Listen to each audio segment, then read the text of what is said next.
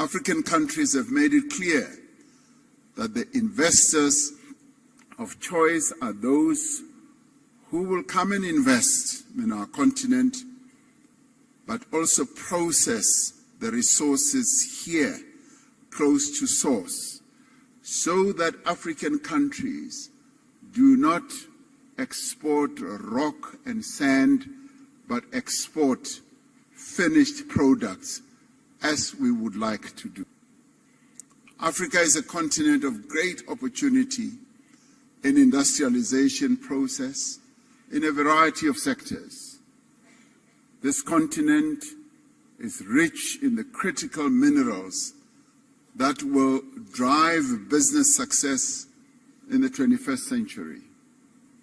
The continent has resources of lithium, vanadium, cobalt, platinum, palladium, nickel, copper, rare earth minerals, rhodium, and many others.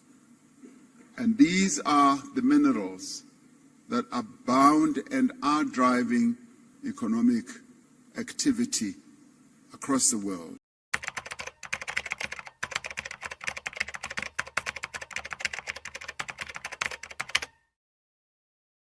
When India assumed the G20 presidency last December, we were acutely conscious that most of the global south would not be at the table when we meet.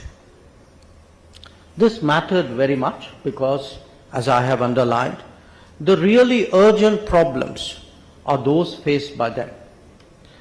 To discuss their concerns without providing them a fair hearing appeared extremely unfair. And India itself, so much a part of the global south, could not stand by and let that happen. Therefore, Prime Minister Modi decided to convene the Voice of the Global South Summit in January of this year. We heard from 125 countries directly about their challenges and priorities. And on their behalf, these have been made central to the G20 agenda. Different aspects of these fundamental challenges have been discussed in the finance track and the Sherpa track, or for that matter, the ministerial streams and the engagement groups. And as a result, we have deliberated on issues of debt and finance, on sustainable development, climate action, food security, and women-led development. The core mandate of the G20 is to promote economic growth and development, and that cannot advance if the crucial concerns of the global south in the areas that I have highlighted are not addressed. But having said that, let me step back and bring out some of the structural issues that are today at the heart of the predicament of the global south. Key among them are the concentrations of various kinds created by the last 3 to 4 decades of globalization.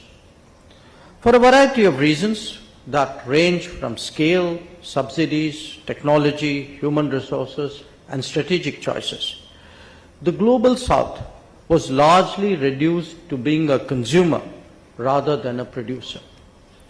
Their contribution very often was to provide resources for manufacturing elsewhere. They not only did not reap the full benefits of economic change, but often ended up saddled with unviable debts emanating from opaque initiatives. This was a gradually unfolding crisis in the making, but one that was accelerated rapidly by the multiple shocks of debt, COVID, and conflict. As a result, the endeavor now is to seek a re-globalization that is more diversified, that is more democratic, where there would be multiple centers of production, not just of consumption. And that is where business can make a crucial difference. We cannot be at the mercy any longer of a few suppliers whose viability could come into question by unanticipated shocks. This was starkly apparent when it came to health during the COVID pandemic, but it pretty much applies to everything else as well.